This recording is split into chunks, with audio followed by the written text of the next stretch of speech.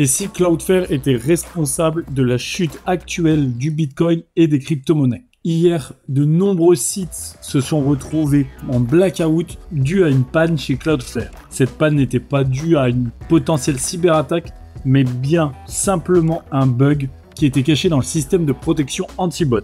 Et parmi les sites qui ont été impactés par cette panne chez Cloudflare, il y a plusieurs gros sites liés aux crypto-monnaies, tels que Coinbase, BitMEX, Ledger, Blockchain.com ou encore DeFi Lama. Forcément, quand ces sites-là sont impactés, les traders sont impactés. En effet, des milliers d'entre eux n'ont pas pu se connecter, mais ont surtout vu leurs ordres bloqués et leur mise à jour réseau interrompue. Alors qu'on est justement dans un marché assez fragile, assez volatile, comme on peut le voir avec la chute du Bitcoin. Et cette panne est assez visible au niveau du cours du Bitcoin, vu qu'elle a accentué la chute qui était en cours. Heureusement, entre-temps, cela a été corrigé, même si le Bitcoin reste encore très proche des 90 000 $. Cela rappelle que malgré toute la volonté des crypto-monnaies de se décentraliser et de proposer une technologie nouvelle, eh bien concrètement, Internet reste quelque chose d'assez centralisé, que ce soit la dépendance à Cloudflare ou même à